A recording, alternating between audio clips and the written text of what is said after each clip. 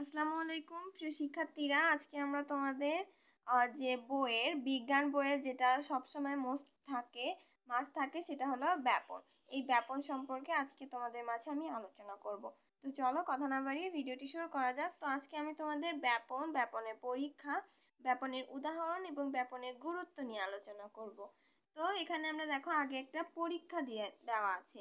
তো এই পরীক্ষাটা যদি আমরা দেখি, এখানে কি বলা হচ্ছে, একটা বিকার নিয়ে, এটা একটা বিকারের ভিতরে একটা তুতে জাতীয় বা কোনো একটা মিশ্র পদার্থ দিয়েছে এবং সেটা এই পর্যন্ত পানিটা, এই পানির ভিতরে যদি আমরা অন্য একটা পেন নিয়ে বুঝে আনার চেষ্টা করি, দেখো এখানে যেটা আছে এখানে হলো পানি।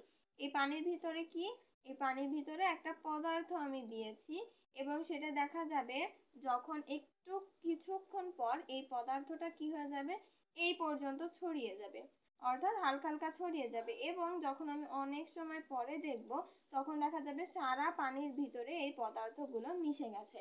অর্থাৎ এই পরীক্ষা থেকে আমরা বুঝতে পারি যে ব্যাপনের সূত্রটা, যে ব্যাপন এমন একটি জিনিস যেটি তরল এবং গ্যাসের ক্ষেত্রে হয়ে থাকে এবং এই অণুগুলোর চলন দ্রুত এবং বেশি হয় এবং এই বেশি ঘনত্বের স্থান থেকে, অর্থাৎ এটা হলো বেশি ঘনত্ব, এই বেশি ঘনত্বের স্থান থেকে এই যে কম ঘনত্বের স্থান, এই দিকে তারা ছড়িয়ে পড়বে এবং এই প্রক্রিয়াটা চলতে থাকবে। অর্থাৎ দেখো যখন এই জিনিসটা দেওয়া হবে তখন এটা প্রথমে এতটুকু জায়গা বিস্তৃত হবে এবং এতটুকু জায়গা ফাঁকা থাকবে, এতটুকু জায়গা ফাঁকা।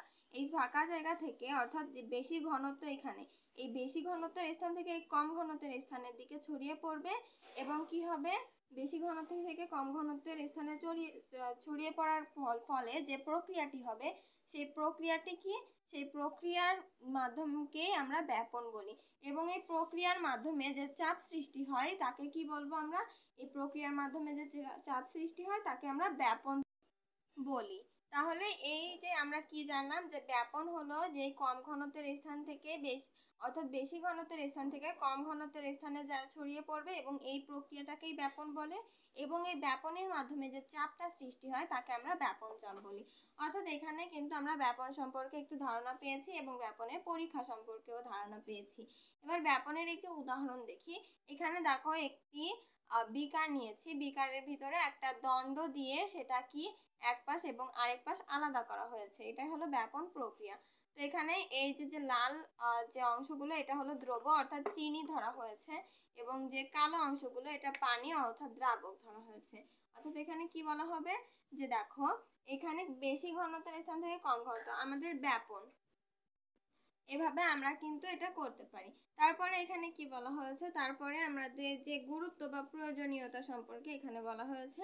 এখানে কি আছে, উদ্ভিদের সালোক সংশ্লেষণ প্রক্রিয়া, কার্বন ডাই অক্সাইড ত্যাগ এবং অক্সিজেন গ্রহণের মতো কাজ কি ব্যাপন দ্বারা হয়। অর্থাৎ দেখো সালোক সংশ্লেষণ অর্থাৎ সূর্যালোক থেকে উদ্ভিদ যে পুষ্টিটা নেবে এবং সালোক সংশ্লেষণ করবে, সেই প্রক্রিয়া এবং কার্বন ডাই অক্সাইড ত্যাগ এবং এই অক্সিজেন গ্রহণের মতো অপরিহার্য কাজটিও ব্যাপনের দ্বারা সংঘটিত হয়।